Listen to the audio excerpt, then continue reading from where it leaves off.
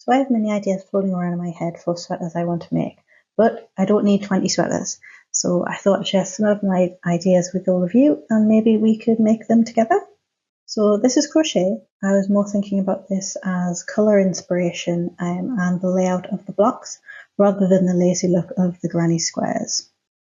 So personally, I would knit each column as one long strip, changing colours instead of doing squares. I think if you did squares, you're just giving yourself extra work to graft them together. I'd have them be about 15 to 20 stitches wide, and for length, I'd measure from my shoulder to however long I wanted it to be, and then times that by 2. For me, that would probably be around 200 rows. And I would divide the squares by however many I wanted. So maybe 33 to 35 rows for each colour. And I would need 4 of those strips. And then one which is half that length, maybe changing colours 3 times. So 15 stitches by 100 rows. And then for the sleeves, I'm lazy, so I would just do them in the round, changing colours after 35 rounds. So maybe 70 rounds and make 2 of those. And then I would hand knit the button band, the bottom ribbing and the cuffs. Oh man, looking at this picture, I do kind of want to make it. Maybe I will. I feel like I'm going to say that for every project in this video. Okay, so from a boxy checkerboard to a bit more of a shapely checkerboard style. Again, this image is crochet, but it's just for inspiration. Don't come at me in the comments. I know it's going to not look like this. I mostly like the placement of the colour blocking here, so we would be able to disguise the fact that we'd have to knit the sweater in panels, which is a bit of a limitation of the knitting machine. So how I would knit this is I would measure my bust, add a couple of centimetres for ease, and then divide that by 4 and decide how many stitches I needed. I have a 120 centimetre bust, and 36 to 40 stitches wide is usually a good for me. So I would knit from the hem to the underarm, which would likely be about 45 rows. And then I would change colour and do 1 row. And then I would do a sloped bind off for the arm side curve, knit straight, and then another sloped bind off for the neckline, and then cast off. And I would just repeat that for the other side and the back. And then it would be hand knitting for the ribbing again, or you could crochet the ribbing as you can see in the photo there.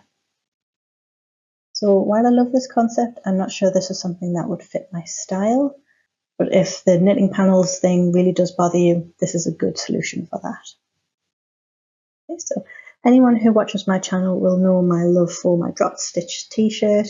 I came across these other styles to try, Pinterest doing its magic of showing you similar things. So this one is absolutely gorgeous, and I think I would do this by leaving the waist undropped. So you wouldn't get that cable style you've got there, but it would just be normal knitting.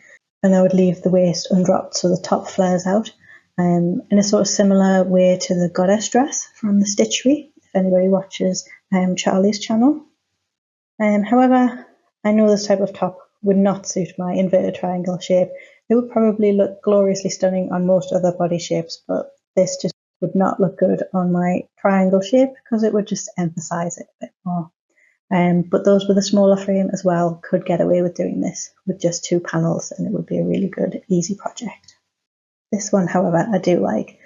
So for the shrug, I would do a panel along the back and 2 smaller panels on the front, and then the sleeves. The same I did for my t-shirt. I'd leave all the edges raw and it would be absolutely fine. And you could make this with hardly any yarn at all. I think I used less than 200 grams to make a t-shirt, so you could definitely probably do this with 1 ball of Aran weight yarn if you had one. So this is another one that the more I look at it, the more I'm thinking maybe I should make one. Oh, maybe, we'll see. Now, this is a design I've had on my ideas board for years. I love the look of the stripes, and I think it would be super easy to replicate them on the knitting machine as a raglan instead of a circular yoke. I would use dropped air paired with dropped silk.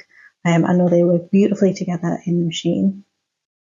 And say every 10 rows, drop the air and knit with just the silk and then go back to knitting with both, I think you would definitely get that striped look, but I just don't know when I would wear it. It wouldn't be warm in the winter with, I think, just the silk stripes. But then I think if you were to try and wear this in any other season, drops air stripes would make you too warm. I don't know. With limited wardrobe space, I'm not sure I can justify something in my wardrobe which would only be worn a handful of times a year. It is so pretty though. So maybe instead of a sweater I could make something else. I could make a good scarf or a shawl. Maybe I'll swatch to test the concept and see what the fabric looks like. That could be a nice compromise of not making another sweater. And this is another design that I've had in my ideas board for years. It's modular, so that would work perfect for the knitting machine. I do the front panel in reverse stockinette, which is basically just knit a panel and then flip it around. It will look slightly tighter than the garter stitch that she has on her sweater, but I think it would still look very similar. The sides I would make 2 rectangles with sloped bind-offs, and I'd make them a little wider than the image to accommodate the entire neckline shaping in one go. Then the side panels would be straight up on the neckline side with a bind-off and sloping for the arm side. If you didn't mind a boxy fit, you could do the whole thing as a rectangle. For the texture, I would use my striped technique of flipping the project on the machine. I'll pop a video in the cards of that technique. I think that would work perfectly here. Again, the striped parts where she's got garter stitch would look a little bit tighter with reverse stockinette, but you would definitely get this look.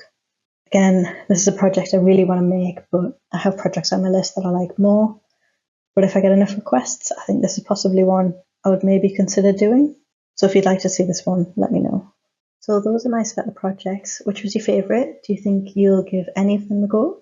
I'm not going to lie, I might end up making these 2 anyways, and I will definitely be doing some swatching for this idea.